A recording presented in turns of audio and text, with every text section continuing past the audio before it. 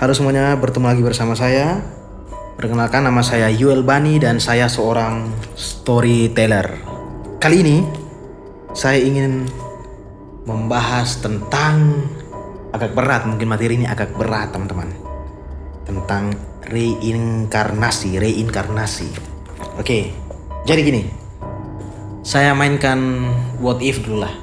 Menurut ajaran agama Abrahamik, teman-teman ya, Kristen, Katolik, Islam, pokoknya yang dari sanalah itulah. Percaya bahwa ketika kita selesai masa hidup kita di bumi ini, kita akan pergi ke alam baka, alam penghakiman terakhir lah gitu. Menurut agama-agama itu teman-teman. Nah sekarang saya tidak sedang, ini disclaimer ya teman-teman, saya tidak sedang menyebarkan ajaran baru. Saya hanya ingin bercerita apa yang saya temukan dalam buku ini. That's all. Pokoknya saya tidak ada tujuan untuk menyebarkan ajaran baru. Percaya atau tidak percaya itu urusan teman-teman, tapi saya hanya menceritakan apa yang saya baca dari buku ini gitu. Jadi sebelum saya lanjut, saya ingin bertanya kepada teman-teman bahwa apakah teman-teman percaya bahwa setelah kita meninggalkan bumi ini, meninggalkan dunia ini, ada dua. Apakah teman-teman percaya bahwa teman-teman akan hidup lagi? Entah nanti lahir di Australia, di Nederland, di Papua Nugini, apapun itu, dimanapun itu. Atau teman-teman selesai sudah, hidup hanya satu kali dan teman-teman akan masuk ke alam, apa istilah bilang, penghakiman terakhir lah. Sepertinya skenario hidup yang kita pelajari selama ini kan begitu teman-teman. Lahir, mencari Tuhan, beragama, kerja, punya istri anak, punya suami anak, gitu-gitu kan. Menjadi tua dan meninggal dan kembali kepada Sang Pencipta. Oke, that's fine. Itu adalah ajaran agama-agama Abrahamik. Sebelum lanjut ke ini pembahasannya agak kesannya agak dongeng ini, saya ingin menceritakan kepada teman-teman bahwa awal mula saya mengenal buku ini, teman-teman. Jadi ceritanya, awal mula saya mengenal buku ini, saya ingat sekitar tahun 2008 atau 2008 ketika saya SMP kelas 2 kalau tidak salah ya. Jadi saya waktu itu gabut teman-teman, dan saya memutuskan untuk mencari bahan bacaan yang enak gitu lah. Ada beberapa majalah dari kepunyaan kakek. Wah, itu sudah terlalu tua dan saya sering membacanya waktu itu.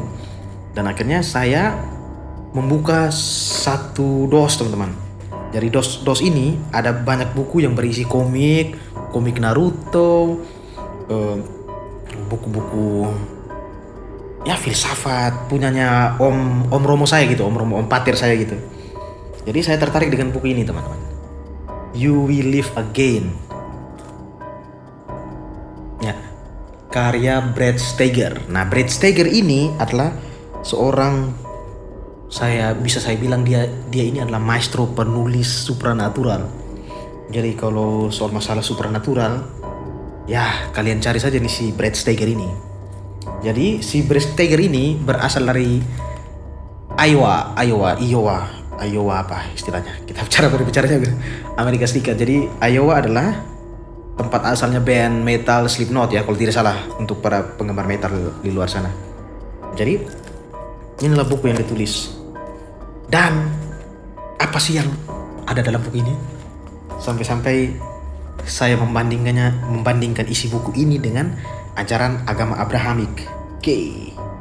Untuk memberi gambaran kepada teman-teman, reinkarnasi itu adalah satu kejadian dalam semacam kejadian hukum dalam tatanan kosmik yang dipaparkan dalam buku ini. Semacam itu semacam hukum alam, hukum kosmik, bahwa ketika kita sudah selesai untuk kehidupan kali ini, Kita akan meninggal, entah itu sakit, dalam perang, kelaparan, tua.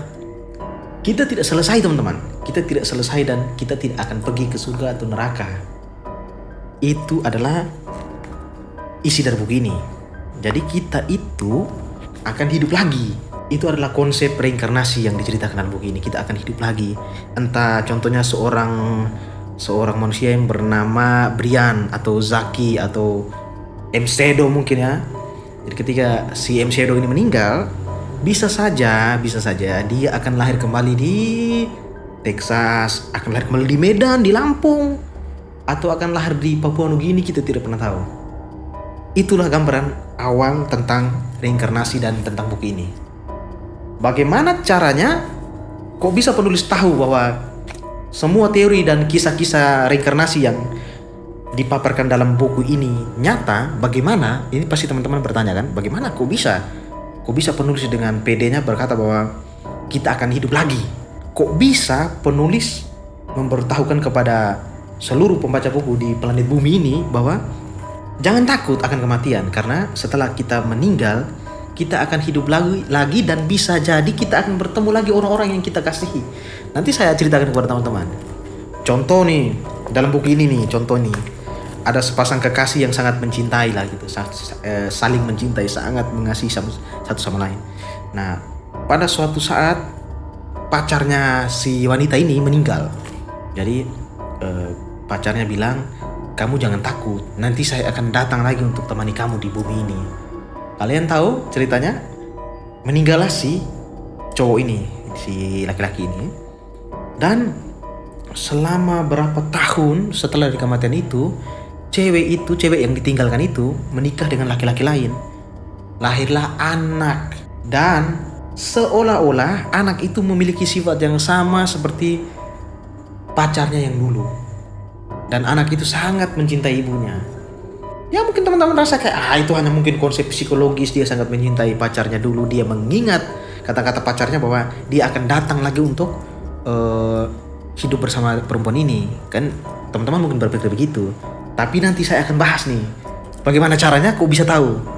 Nah, cara yang dipakai dalam buku ini adalah regresi teman-teman. Jadi melalui proses hipnosis, di dalam proses hipnosis itu ada istilah namanya regresi umur. Regresi umur itu adalah proses yang dilakukan oleh sang hipnotis, si hipnotis ini untuk membuat subjek yang lagi sedang di hipnosis ini untuk kembali ke peristiwa kehidupannya yang dulu. Tahu dari mana? Tahu dari ingatan.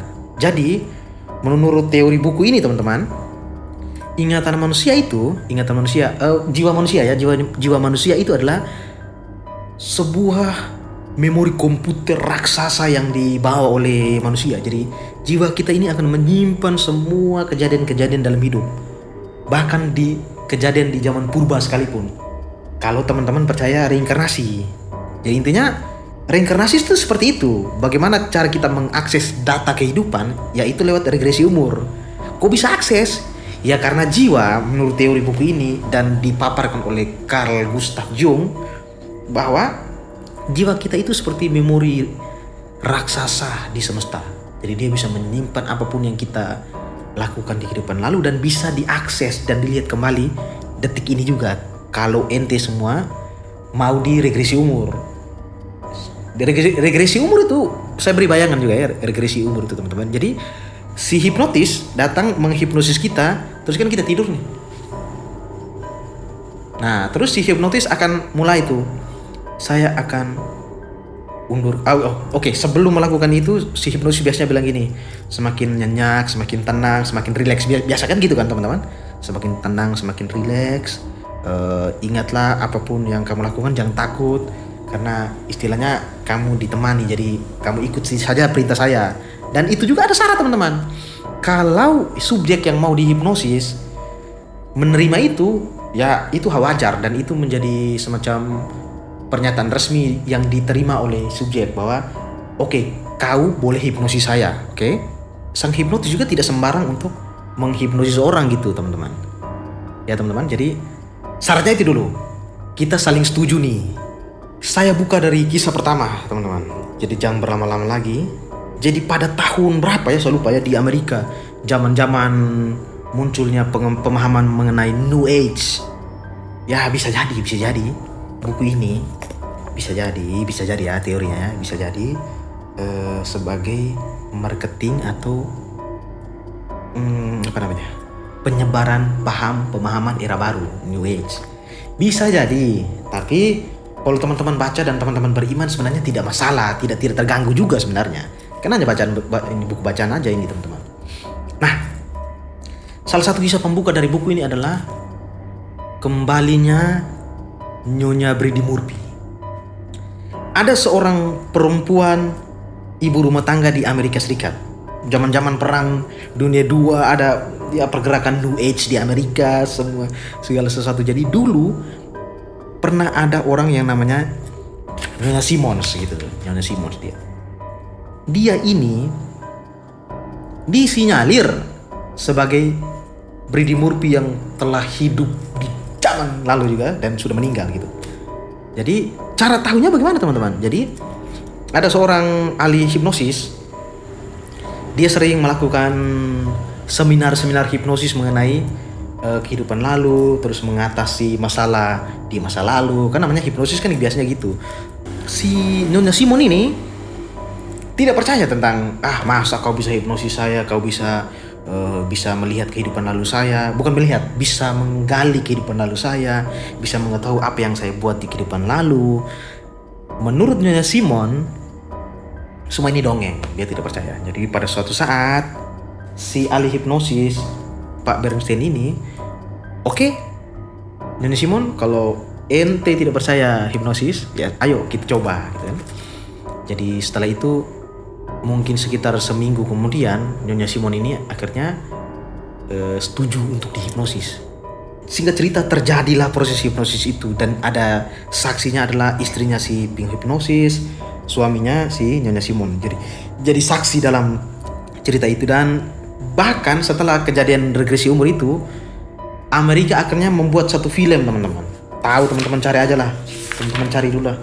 Filmnya judulnya The Search for Brady Murphy.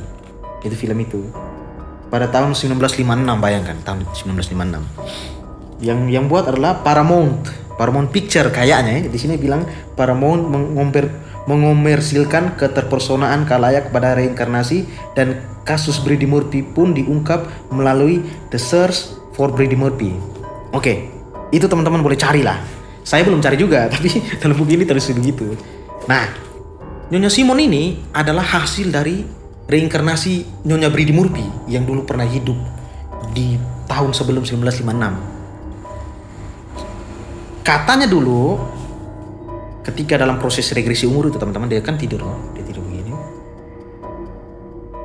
Terus si penghipnosis bilang, hipnotis bilang gini, perkenalkan nama kamu siapa gitu. Nama saya Brady Murphy, saya lahir di tahun ini. Terus mulai gali lah. Caranya gini teman-teman.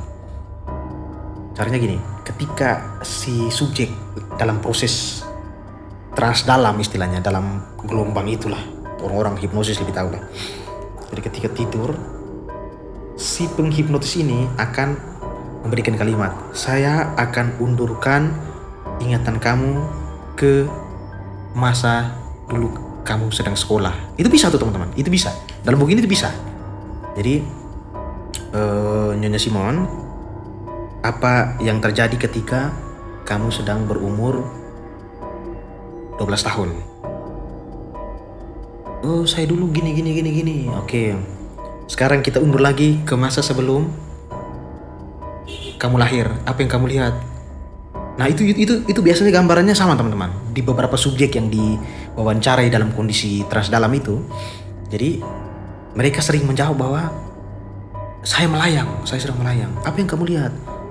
Saya sedang melihat seorang bayi tertidur dan beberapa orang yang memakai baju putih.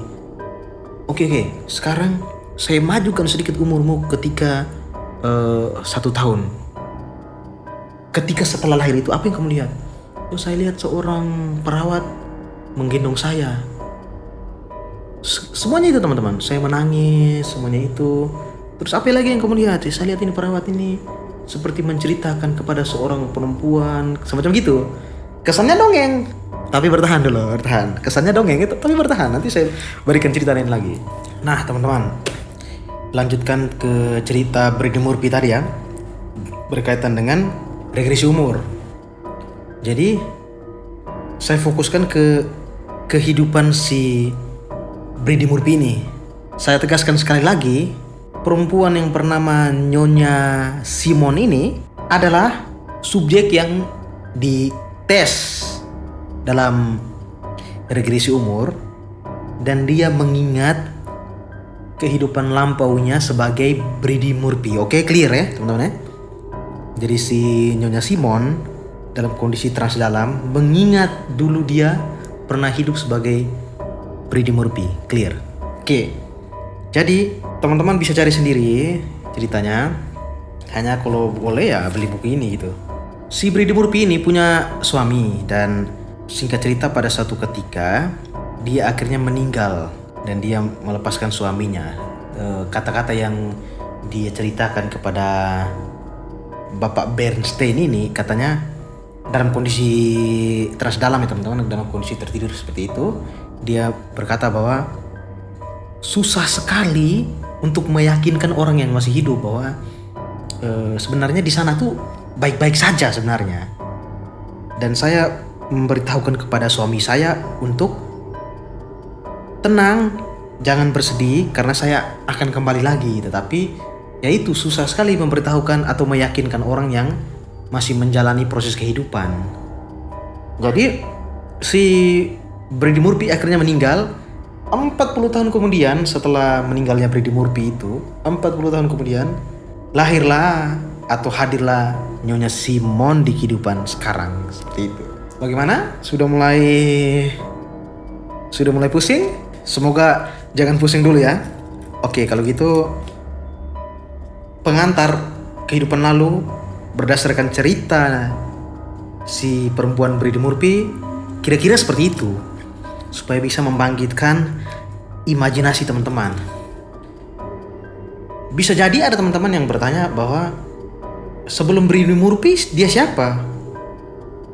Kan buku ini kan punya teori atau punya gagasan atau punya penelitian dan menyimpulkan bahwa kita ini pernah hidup dan terus hidup. Dan setelah Brady Murphy pun sebenarnya bisa dicek lagi teman-teman. Bisa undurkan lagi umurnya itu. Tergantung kesediaan subjek yang ingin dihipnosis gitu. Intinya saya kunci pemikiran teman-teman di situ dulu supaya kita clear sama-sama gitu. Jangan berpikir yang lain-lain, oke? Nah, salah satu contoh dari cerita buku ini yang sangat menggambarkan atau membuktikan bahwa reinkarnasi itu benar-benar ada. Ada seorang sheriff di Amerika. Dia saat itu baru bertugas dan menggantikan sheriff yang lama. Kurang lebih seperti itu ya. Seingat saya dalam buku ini ya. Jadi dia akhirnya ditugaskan di suatu daerah tugasnya. Biasa teman-teman kalau nonton film-film Amerika kan ada nama sheriff gitu kan. Tibalah dia di kota yang menjadi tempat tugasnya si sheriff ini.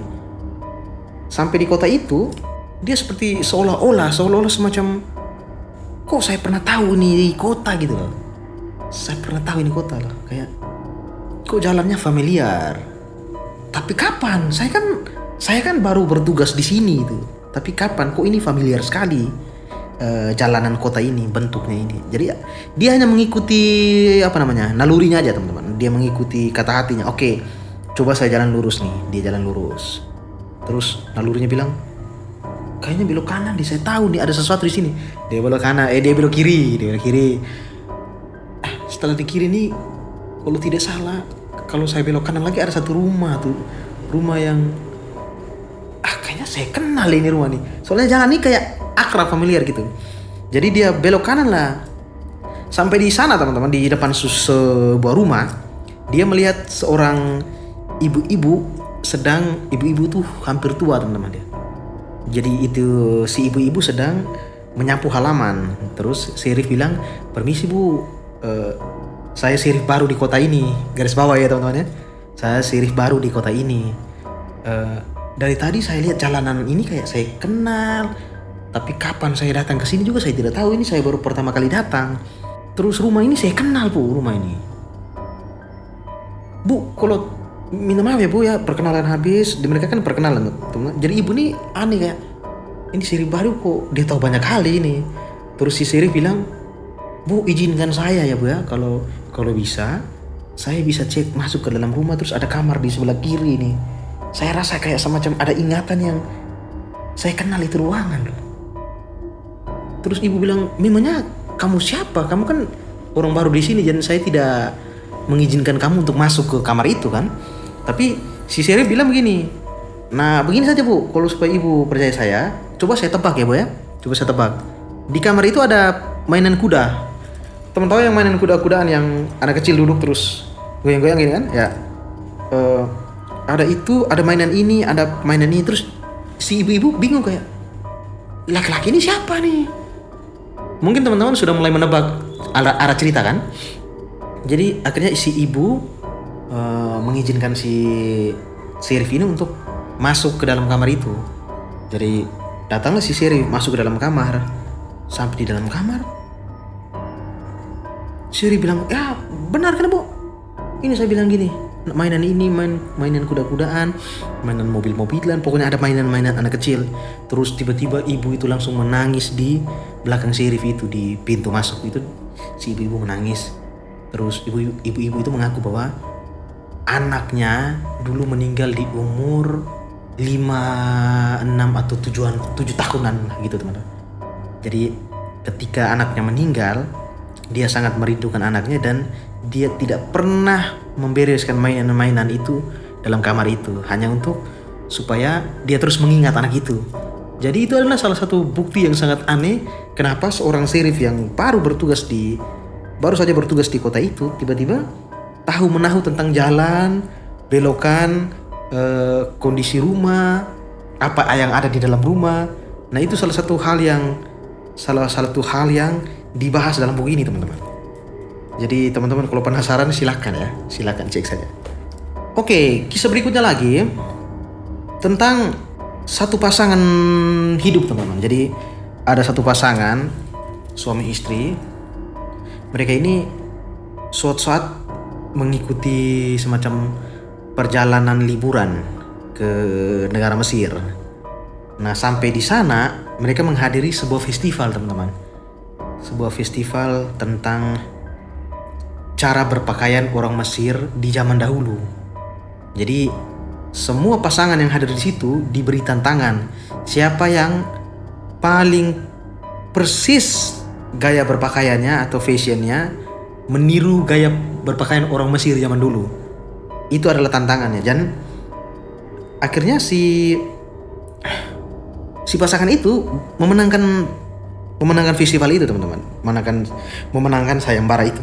Ketika ditelusuri kenapa mereka bisa mempunyai ingatan yang sangat tajam mengenai cara berpakaian orang Mesir zaman dulu, ternyata mereka ini semacam orang-orang cenayang teman-teman. Cenayang itu semacam apa ya? Semacam dukun-dukunan Amerika lah gitu ya.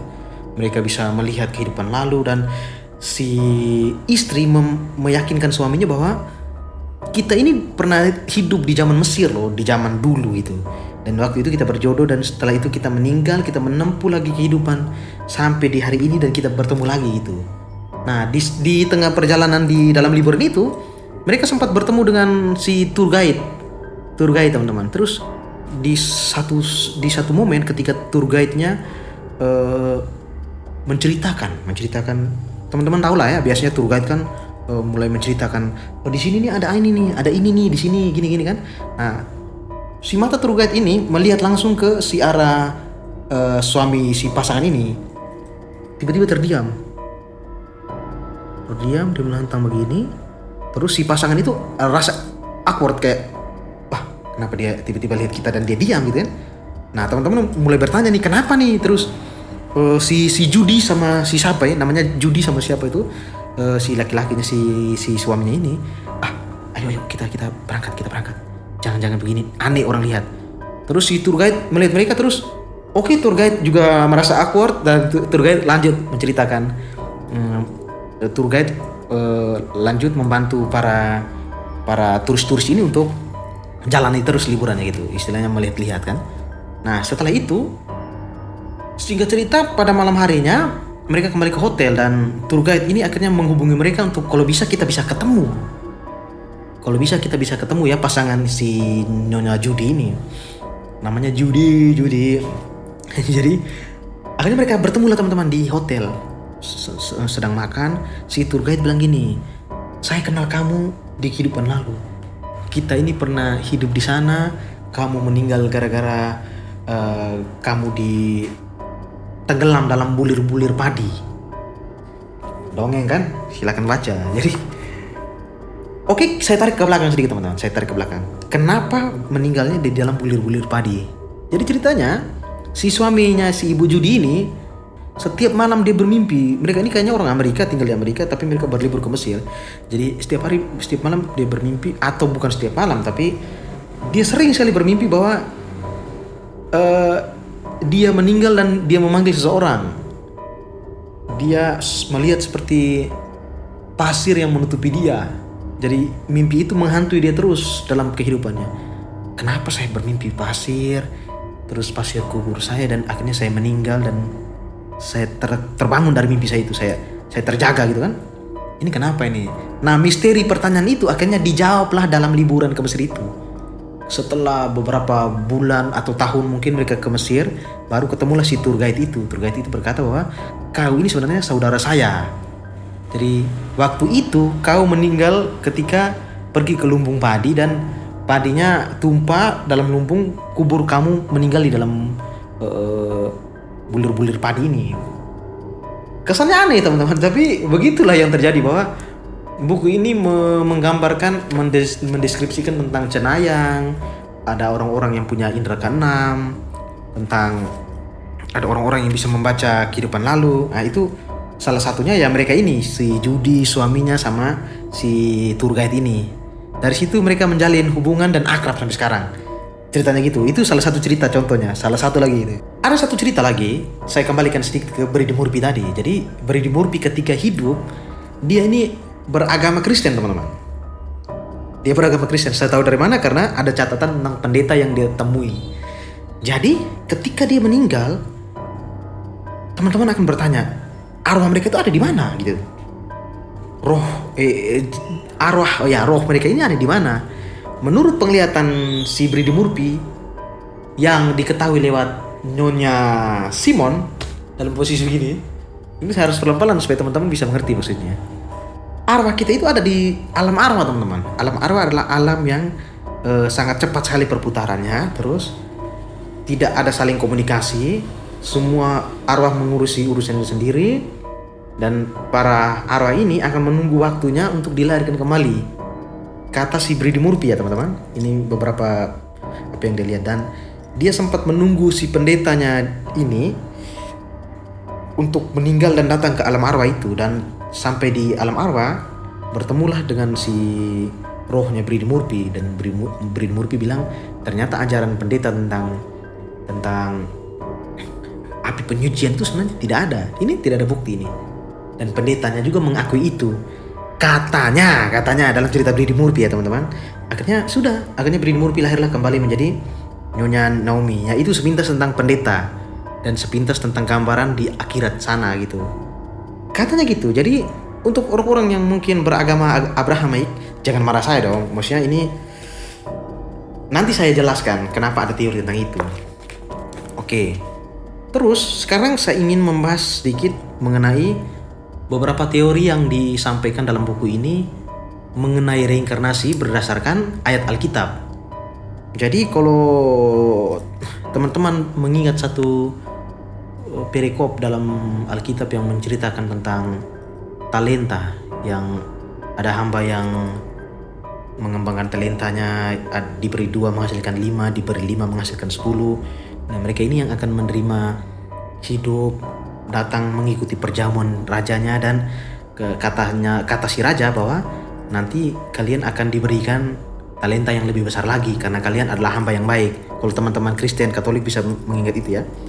Terus bisa jadi, jangan percaya juga, bisa jadi itu adalah dasar bahwa bisa jadi kita ini kan hidup lagi gitu. Bisa jadi itu urusannya Tuhan dan itu hanya teori. Jangan semerta-merta percaya teori ini. Dan itu adalah kata-kata yang diberitahukan dalam buku ini. Itu mengenai alam arwah tadi, teman-teman. Oke, ada satu kisah lagi yang saya ingat adalah ketika seorang anak laki-laki SMA yang penasaran dengan regresi umur dalam buku ini. Dia penasaran, ini kenapa ada orang-orang Amerika nih yang kayak ingin sekali melihat kehidupan lalu dan mereka terlalu percaya tentang regresi umur dan hipnosis. Dia kurang percaya. Si laki-laki ini bernama Jonathan kalau tidak salah. Nah, akhirnya dia memberanikan diri bahwa ya sudah, kalau kalian bisa hipnosis saya, kalau kalian bisa. Dia tidak percaya tentang ilmu hipnosis kan. Jadi ya sudah, akhirnya kalahlah dia kalah dan masuklah di dalam kondisi trans. Ketika regresi umur dimulai, diketahuilah bahwa si Jonathan ini, atau semoga saya tidak salah namanya, dia ini dulu punya apa istilahnya ya,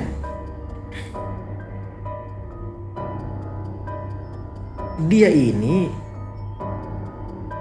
punya kepribadian ganda gitu teman-teman. Dia punya kepribadian ganda. Jadi kalau tidak salah dulu itu dia pernah hidup menjadi seorang tentara. Oke, tentara, dan tentara ini punya saudara dan saudaranya meninggal duluan dalam perang.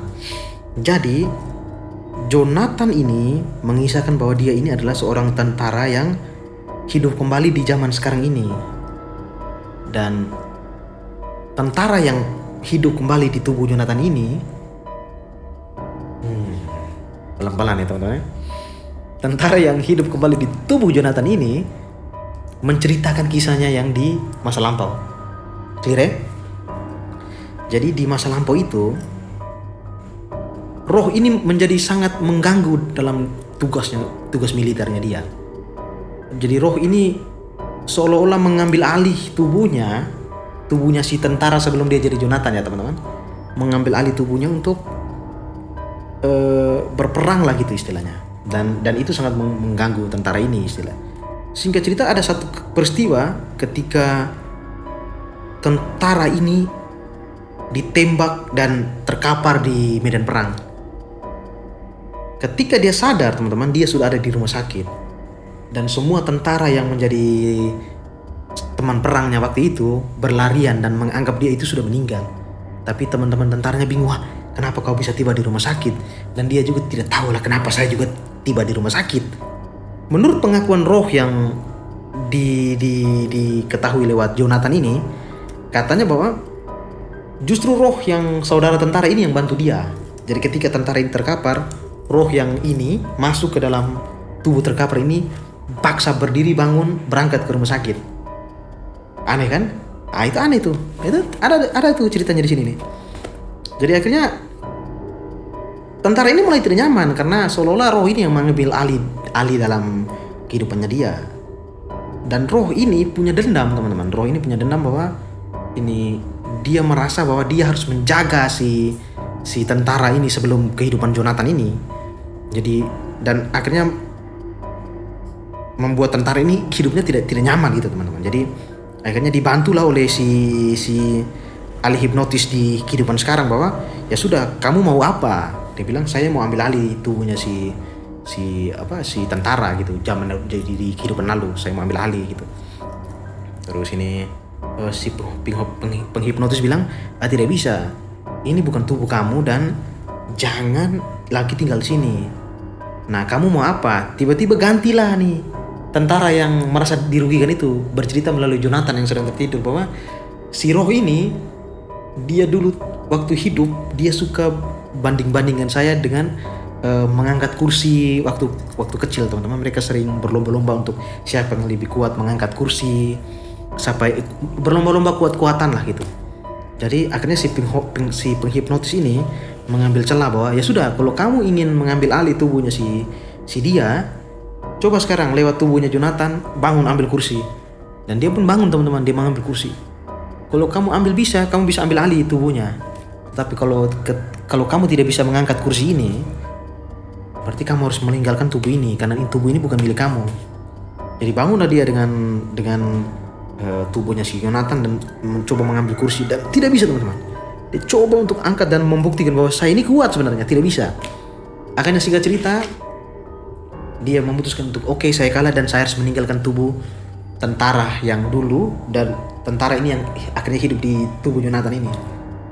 Jadi singkat cerita sudah, kisahnya itulah salah satu bukti bahwa bisa jadi itu adalah gangguan dari roh-roh lain gitu. Ada beberapa kasus lagi yang bisa jadi reinkarnasi ini tidak ada teori dalam buku ini. Bisa jadi bahwa bisa jadi ini hanyalah akal-akalan roh gitu, akal-akalan roh yang seenaknya masuk dalam tubuh manusia. Jadi ada satu kisah teman-teman yang berkaitan dengan ada roh yang mengganggu gitu. Teori bahwa reinkarnasi itu bisa jadi tidak ada, dan itu hanyalah segelintir roh yang datang untuk mengganggu pola pikir manusia. Jadi ada satu kisah, suatu malam di sebuah keluarga, tiba-tiba ada seorang anak perempuan terbangun dari tidurnya. Dan wah, ini kalau dijadikan film keren sekali ini teman-teman. Jadi dia terbangun dari tidurnya, terus dia berkata begini bahwa dia memperkenalkan namanya. Contohnya namanya siapa? Sinta lah contohnya. Saya Sinta dan saya harap kalian tidak terganggu. Bayangkan teman-teman, roh itu yang bernama Sinta itu masuk ke dalam tubuh seorang perempuan dan dia tinggal lama di situ. Tiba-tiba perempuan itu berubah bahasa, berubah cara berbicara, berubah perilaku, berubah gaya hidupnya gara-gara dipengaruhi oleh roh ini. Dan akhirnya dipanggillah beberapa cenayang untuk menghentikan kerasukan itu, untuk selesaikan sudah bahwa ini bukan tubuh kamu. Itu teori-teori yang berkaitan dengan reinkarnasi ini. Ada beberapa teori lagi yang mengatakan bahwa bisa jadi iblis itu menipu kita. Bisa jadi iblis menipu kita. Ada teori lagi yang mengatakan bahwa bisa jadi ini adalah ingatan yang salah tentang kehidupan lalu. Jadi contoh, ada beberapa orang yang waktu kecil dia nonton TV, contohnya teman-teman, dia nonton TV, terus dia nonton beberapa adegan dalam TV yang dia akhirnya mengingat itu sebagai anak kecil. Dan ketika dia dewasa, dia mengaku bahwa sepertinya saya mengingat kehidupan lalu. Ya bisa jadi itu memori yang salah, memori yang itu yang dia ambil itu dari waktu menonton TV itu, atau mendengar cerita dari orang tentang suatu kisah pembunuhan, kisah orang hilang, atau apapun itu. Jadi dia merasa bahwa kisah itu adalah milik dia, tapi sebenarnya itu memori yang salah. Itu teori yang membantah reinkarnasi dalam buku ini. Buku ini membantah dirinya sendiri teman-teman. Tetapi di satu catatan berikut bahwa dengan semua teori itu, sepertinya kemungkinan kecil sekali bahwa teori-teori itu bisa mematahkan kasus tentang reinkarnasi ini, karena teori-teori itu tidak bisa mengalahkan banyak kejadian yang diteliti langsung, dan itu membuat sangat mustahil kalau teori-teori tentang setan yang berusaha menipu kita, roh-roh yang mengganggu, terus dengan ingatan yang salah ini, sangat kemungkinan kecil sekali bahwa mereka ini yang menyebabkan konsep reinkarnasi atau peristiwa reinkarnasi di dunia ini terjadi gitu. Sangat kecil bahwa mereka ini yang menjadi penyebab, karena beberapa penelitian yang dicoba diteliti dan dicatat dalam catatan-catatan sejarah Amerika dan dikutip dalam buku ini, kemungkinannya sangat kecil, dan kemungkinan besar adalah reinkarnasi itu benar-benar ada teman-teman. Akhirnya contoh ada satu kisah lagi nih tentang seorang bocah di India. Oke, kita hampir selesai, jadi bertahan sedikit teman-teman. Ini kita lanjut ke bocah yang dari India ya teman-teman. Jadi pada suatu malam lagi, pada suatu hari, di rumah satu keluarga India ini, anak kecil ini tiba-tiba mengigau, bilang, "Nama saya adalah Ini contoh nama siapa ya? Contohnya Rian lah contohnya. Nama saya Rian dan saya ini bukan tinggal di sini sebenarnya. Saya punya istri dan anak. Saya punya istri dan anak dan rumah. Bayangkan, seorang anak kecil mengatakan kepada orang tuanya bahwa dia ini bukanlah anak mereka nih, teman-teman. Dia ini bukanlah anak milik kedua orang tua ini. Terus kedua orang tua ini hanya sudahlah, berpikir seperti ya sudahlah, ini hanya anak kecil biasa. Anak kecil kan biasa mengarang cerita, dianggapnya seperti itu. Tetapi setiap malam dia mulai berontak, bilang saya tidak mau tidur di sini, saya mau pergi ke rumah saya, sampai membuat orang tuanya kesal. Suatu hari tibalah hari ulang tahunnya, oke? Nah, janji orang tuanya bilang begini, kamu minta apa saja, kami berusaha untuk kabulkan itu. Terus si anak kecil ini pintar, dia pikir-pikir begini, kalau gitu saya mau ke desa di mana tempat istri dan anak saya berada. Waduh, dia berulah lagi nih, kata orang tuanya nih. Dia berulah lagi. Jadi ya mau tidak mau harus tepat janji kan. Jadi kedua orang tua ini mengatakan kepada para selir-selirnya, para budak-budak, bahwa kalian bisa antar anak ini, tapi di tengah jalan, bisik-bisik, tapi di tengah jalan tolong alihkan perjalanan dia nih. Jangan bawa dia ke tempat itu. Karena dia tahu, teman-teman, saya mau ke desa ini, di jalan ini, rumah keberapa, istri saya nama siapa, anak saya nama siapa, itu dia tahu. Jadi orang tuanya bilang, wah, pokoknya jangan bawa dia ke tempat itu, sesatkanlah dia, sesatkanlah jalannya, gitu maksudnya. Jangan sampai dia ke sana dan membuat hubungan kedua keluarga ini jadi kurang bagus gitu. Hubungan kedua keluarga ini yang tidak saling kenal ini. Tetapi herannya ketika dalam perjalanan menuju ke desa itu, anak ini tahu bahwa para pengawal ini akan membelokkan jalannya dia, dan dia larang, bilang jangan, ini jalan yang salah, jalan yang benar lewat sini. Ini jalan yang salah, ini jalan yang benar lewat sini. Saya tidak mau ikut kalian. Dia paksa dan dia keras kepala. Akhirnya singkat cerita, sampailah mereka di rumah tujuan itu. Dan apa yang terjadi, teman-teman? Yang terjadi kemudian, dia sampailah di rumah dan dia melihat seorang ibu-ibu berdiri. Terus dia memanggil namanya. Singkatnya dia bilang ini, istriku. Dia kesana, dia peluk. Terus dia panggil anak-anaknya. Terus dia panggil anak-anaknya. Teman-teman, ini anak kecil nih 3 tahun nih, datang peluk seorang ibu-ibu dan mengatakan kepada ibu-ibu itu bahwa dia ini adalah istrinya. Damn, bro. Jadi ini ada nih, dalam buku ini ada nih, teman-teman. Jadi dia panggil anak-anaknya, sini. Saya ini bapak kalian nih. Terus si ibu-ibu kan tidak percaya, ini anak kecil siapa nih? Terus pengawal juga bingung, ya kalian ikut dia aja, bilang ente adalah istrinya dia, kalian ini adalah keluarganya dia, ini adalah hadiah ulang tahunnya, jadi minta maaf sekali. Terus anak kecil marah, bilang oke, kamu belum percaya ya, saya buktikan. Terus dia lihat sekeliling, tiba-tiba ada seorang tukang sayur lewat. Nah, tukang sayur ini dia kenal, bayangkan. Dia bilang, weh Pak tukang sayur, Pak Hendrik contohnya, weh Pak Hendrik. Terus bapak tua yang bawa sayur kan aneh kan, loh anak kecil siapa yang panggil saya begini? Kau tidak kenal saya lagi, saya ini adalah bapak Yance lah tentu. Saya ini bapak Yance yang dulu tinggal di sini. Terus warga-warga pada panik lah. Kenapa ini anak bisa tahu nama dia, menganggap perempuan ini istri, menganggap anak-anak ini dia punya anak-anaknya dia. Terus dia bilang gini, kalau kamu belum percaya lagi, ayo saya akan tunjukkan tempat di mana saya dibunuh. Kalau kalian tidak percaya apa yang saya lakukan ini, ayo kita ke tempat di mana saya dibunuh. Dan saya tahu siapa pembunuhnya. 2 orang laki-laki memukul saya dengan linggis.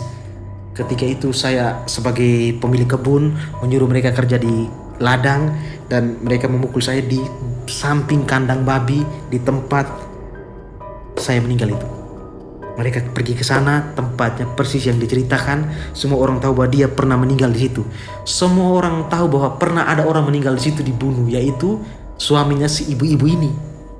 Ibu-ibu ini langsung kayak, what? Itu adalah salah satu kasus, teman-teman, yang tercatat di sini. Tercatat di sini nih. Ini makanya saya disclaimer lagi, ini bukan masalah menyebarkan ajaran. Ini hanya menyebarkan apa yang saya baca. Oke? Dan ya anggap saja ini hanyalah fiksi. Itu maksudnya. Oke, di bagian berikutnya saya juga akan menjelaskan tentang konsep karma yang dipaparkan dalam buku ini. Tentang konsep karma. Karma itu seperti ini, teman-teman. Ada seorang laki-laki dalam buku ini ya, ada seorang laki-laki, dia sangat ketakutan dengan kucing. Selama hidupnya dia takut dengan kucing. Kenapa takut dengan kucing? Dia juga bingung kenapa dia takut dengan kucing. Suatu saat dia tahu informasi bahwa ada namanya seminar tentang hipnosis dan regresi umur, dan dia tertarik, dia ikutlah seminar itu.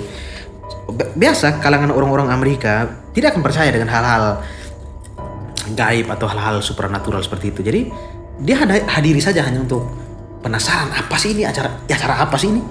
Jadi ketika dia hadiri acara itu, dia duduk-duduk dan dia berpikir, coba saya ikut saja ini proses regresi umur ini. Coba saya turut andil dalam proses hipnosis ini. Akhirnya dia memberanikan diri dan sukarela untuk memberikan diri di hipnosis. Si penghipnotis mulai memainkan perannya. Jadi dia suruh anak ini pria ini tertidur dan mulai membawa dia ke kondisi trans dalam, dan diketahui bahwa dia mengingat sebuah kehidupan lalu, teman-teman. Sebuah kehidupan lalu yang ada di Mesir kuno. Bayangkan, di Mesir kuno, hidupnya di Mesir kuno, jiwa yang sebagai memori raksasa tadi menyimpan semua memori itu sampai ke kehidupan ini dan bisa diakses. Like literally diakses gitu, teman-teman. Oke, kita sambungkan ke cerita tadi. Jadi dia ingat bahwa saya sekarang sedang berada di sebuah pesta malam. Apa yang kamu lihat? Saya lihat banyak orang berpesta dan saya ingin menyendiri, dan akhirnya saya pergi ke pinggiran kampung untuk duduk sendirian melihat cahaya bulan malam itu. Entah dia galau apa ya, teman-teman ya. Berangkatlah dia ke pinggiran kampung. Sedang asik-asiknya dia melihat kondisi kampung dari kejauhan dengan musik-musik tarian Mesir zaman dulu, terus dengan cahaya bulan malam itu. Tiba-tiba dia merasa ada sesuatu yang bergerak di belakangnya, teman-teman. Dan ketika dia menoleh, merindinglah dia. Dari balik semak-semak gitu, teman-teman, muncul sepasang cahaya mata dan keluarlah seekor macan menerkam dia. Meninggallah dia saat itu. Dan ketakutan itu yang dia bawa sampai ke kehidupan sekarang. Dia pernah dibunuh oleh macan. Dari situlah kenapa dia takut sekali dengan kucing. Itu salah satu contoh dari regresi umur, mengetahui kehidupan lalu. Satu kejadian lagi yang saya ingat konsep karma, bahwa ada seorang perempuan yang sangat kesusahan sekali untuk menurunkan berat badan, teman-teman. Sangat kesusahan. Dia berjuang minta ampun untuk membuat badannya langsing, tetapi ketika badannya langsing, entah kenapa ada muncul ketakutan yang entah dari mana ketakutan itu membuat dia untuk makan lebih banyak lagi dan akhirnya kembali menjadi obesitas. Jadi dia berjuang selama hidupnya untuk kurus gemuk. Tujuannya ke kurus nih, tapi pas sampai di kondisi kurus dan langsing ini, dia punya ketakutan, kenapa saya tidak mau tetap bertahan di sini, dan akhirnya badannya kembali jadi mekar lagi, istilahnya gitu. Jadi si perempuan ini memberanikan dirinya untuk melakukan proses regresi umur, proses hipnosis. Masuklah dia ke dalam mode trans dalam dan dia akhirnya bisa diakses suatu memori kehidupan lalu. Mereka ini ada dalam satu kehidupan kerajaan, teman-teman, kehidupan bangsawan. Jadi suatu saat ada tentara dari mana, Romawi atau tentara dari The Yankees mungkin, itu datang untuk menyerbu kerajaan itu, menyerbu rumah bangsawan itu. Jadi di desa itu, teman-teman, semua perempuan cantik jadi semuanya dilakukan seperti itu. Dan akhirnya perempuan-perempuan cantik dan langsing itu menjadi target dari para penjahat itu, para prajurit itu.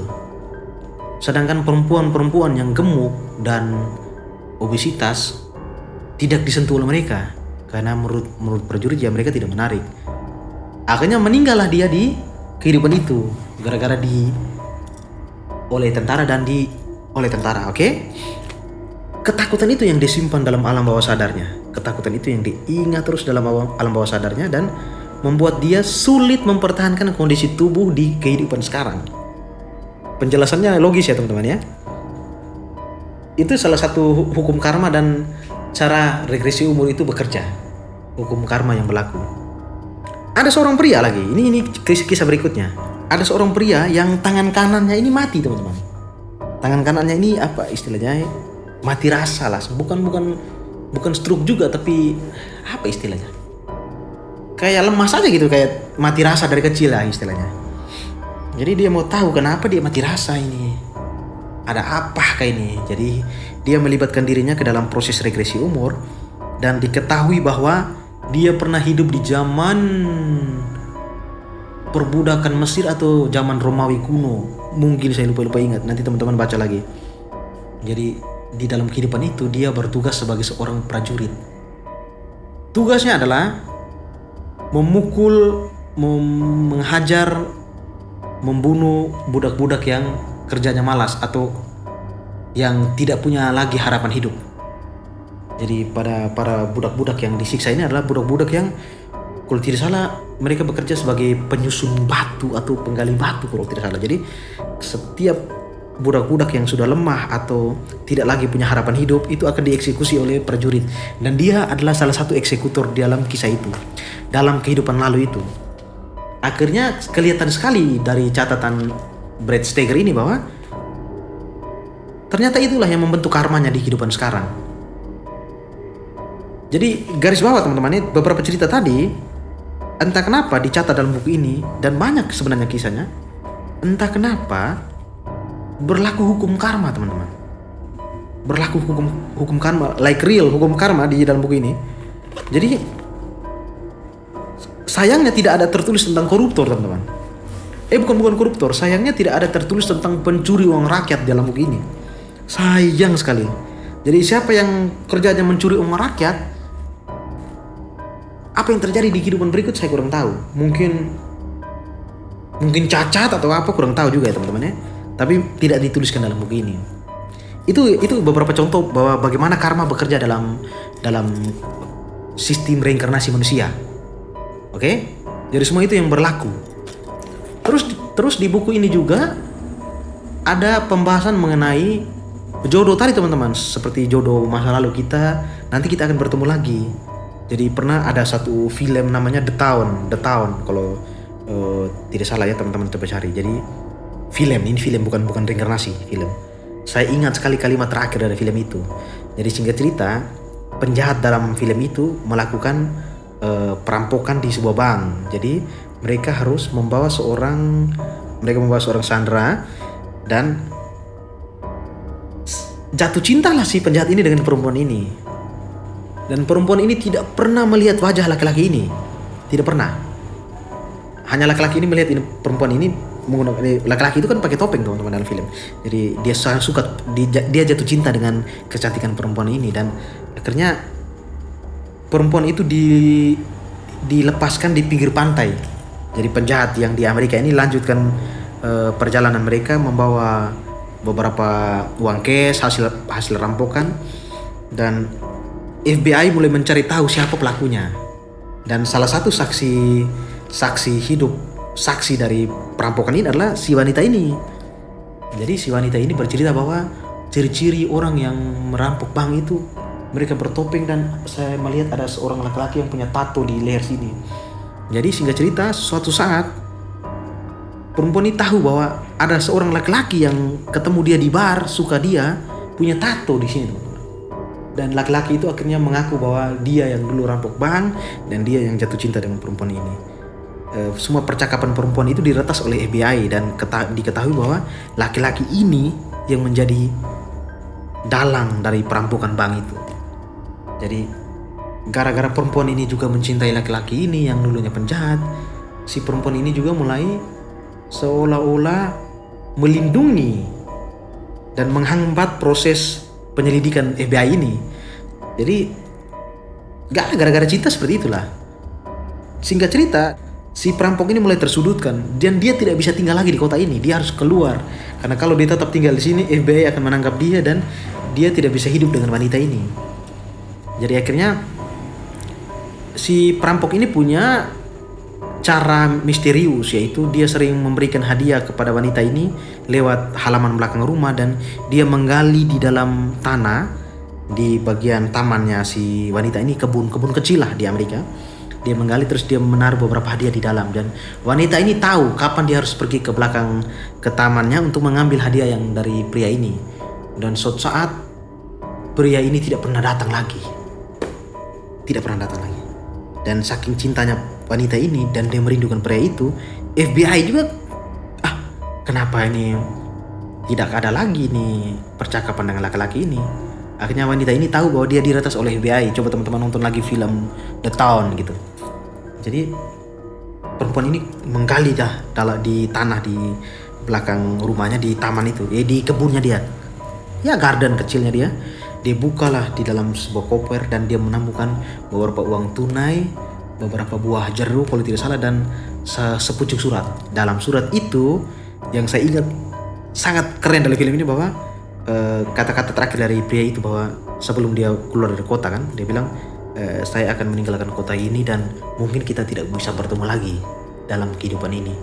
Tetapi percayalah, saya yakin bahwa saya sangat mencintaimu dan kita akan bertemu lagi di kehidupan berikutnya. Itu ya seperti itu, sekuat itu cinta.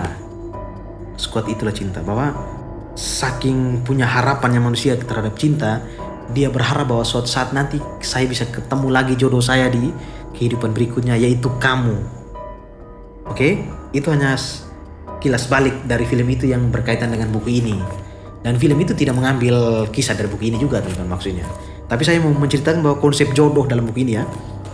Tapi dari cerita film itu dan konsep jodoh yang dipaparkan dalam buku ini juga memperingatkan kita untuk jangan juga percaya bahwa jodoh itu walaupun sekarang kita bertemu dan kita berpisah, mungkin di kehidupan berikutnya kita akan bertemu lagi. Boleh percaya boleh tidak, tapi buku ini tidak menjanjikan itu. Dan salah satu contohnya adalah ketika, ya ini kayaknya motifnya tentang uang atau ketenaran yang mungkinnya ke dalam kisah ini, teman-teman ya. Jadi ada seorang pembicara, teman-teman, pembicara publik yang senang sekali untuk menyebarkan ajaran New Age tentang reinkarnasi ini. Jadi ketika dia sedang memberikan seminar, dia sangat terpukau dengan seorang perempuan, teman-teman. Perempuan ini juga seorang narasumber yang materinya bercerita tentang kehidupan bintang. Kehidupan bintang ini berarti kita ini sebenarnya dari ruang angkasa, dari luar sana dan datang hidup ke bumi ini. Dan laki-laki ini sangat tertarik dengan wanita ini, sangat tertarik dengan si pemateri ini. Wah, ternyata ada kehidupan seperti itu ya. Terus wanita ini juga tertarik dengan laki-laki ini karena laki-laki ini terkenal gitu. Jadi si laki-laki ini sudah punya istri dan anak. Dan si wanita tadi bilang, setelah acara ini saya ingin ketemu kamu di belakang panggung dan saya ingin menceritakan sesuatu. Dan mereka bertemulah di belakang panggung akhirnya. Dan kata si wanita ini yang percaya bahwa hidup kita itu dari luar angkasa, di kehidupan bintang katanya. Roh-roh kita ini dari bintang-bintang, dari ruang angkasa, dari roh-roh di luar lah katanya. Katanya bilang kau ini sebenarnya jodoh saya di kehidupan ini. Jadi percaya atau tidak percaya, ini adalah kata-kata dari kehidupan bintang, kata-kata dari roh-roh bintang bahwa kamu ini adalah jodoh saya dan harusnya kamu jadi suami saya. Nah dia akhirnya bilang, ah masa begitu? Iya, kamu ini adalah suami saya dan kalau kamu mau hidup kamu bahagia, kamu harus hidup dengan saya.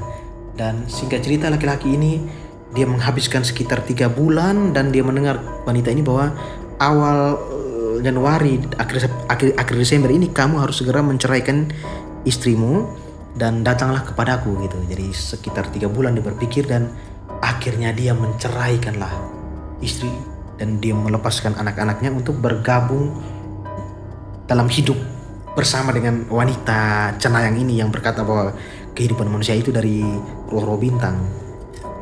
Berangkatlah mereka dari tempat tinggalnya si laki-laki ke tempat tinggalnya si perempuan cenayang ini. Nah si pria ini berpikir bahwa dia kira teman-teman bahwa ini wanita ini single gitu, pikirnya gitu. Tetapi ketika sampai di rumah dia bertemu dengan 2 orang anak yang sudah berumur sekitar 18-19 tahun. Dan 2 orang anak ini tidak kerja, mereka hanya tinggal di rumah itu dan mengharapkan mamanya yang memberi mereka penghidupan lah di situ. Jadi, ternyata kamu sudah punya anak. Terus si perempuan ini bilang, iya. Dan tugas kamu adalah untuk merawat mereka karena ini adalah pesan dari roh bintang di sana gitu. Katanya gitulah. Aneh juga itu sebenarnya. Jadi, nah yang saya mau ceritakan adalah nanti penyesalan apa yang terjadi gitu maksudnya. Jadi akhirnya laki-laki ini mulai hiduplah dengan si perempuan ini, melakukan seminar-seminar di Amerika, menghadiri banyak pertemuan, banyak undangan. Dan laki-laki ini mulai bingung kenapa perempuan ini tidak membersihkan rumahnya, kenapa tidak membersihkan rumahnya. Jadi laki-laki ini mulai menegur perempuan ini dan anak-anak bahwa ayo bersihkan rumah, ini rumah terkotor. Oh jangan, ini adalah pesan dari roh-roh bintang bahwa kita jangan membersihkan rumah ini karena ini adalah cara kita untuk berdekatan dengan alam. Sampailah di titik bahwa sarang laba-laba sudah mulai banyak tikus yang keluar masuk, banyak laba-laba yang bergelantungan. Jadi si pria ini mulai stres, wah ini hidup apa yang saya jalani, kenapa saya harus cerai dengan istri lama saya dan harus bergabung dengan kamu. Nah, maksud buku ini bahwa dia buku ini menceritakan tentang ironi kehidupan cinta itu, teman-teman. Jadi akhirnya si laki-laki ini bertemulah dengan Brad Steiger. Dia bilang, waduh, coba saat itu saya coba dengar saran kamu gitu bahwa jangan dekati perempuan hanya semena-mena gara-gara menjanjikan bahwa kita adalah jodoh. Tapi sekarang saya sungguh menyesal katanya. Karena perempuan ini hidupnya aneh gitu terus, tidak bersih, dia punya anak, menyesallah dia dengan semua kejadian itu. Itu adalah salah satu contoh dari semoga teman-teman juga tidak percaya dengan konsep jodoh itu ya teman-teman. Jadi, tapi itu terjadi, kisahnya ada. Dan kisah tentang seperti tadi ada laki-laki yang meninggal dan dia lahir sebagai anaknya perempuan yang pernah dicintai, itu memang real ada, tercatat dalam buku ini. Cerita tentang suami yang meninggal dan dia menjadi orang lain sebagai anak kecil di desa lain dan datang untuk ke desanya yang dulu dan bertemu istri anaknya, itu memang tercatat di sini. Oke, untuk sesi terakhir saya mau menceritakan bahwa semua yang saya praktekkan tadi seperti dalam kondisi trans dalam kondisi tertidur itu mempunyai percakapan antara si penghipnosis dengan yang sedang dihipnosis gitu. Jadi ada percakapan itu yang teman-teman bisa baca langsung.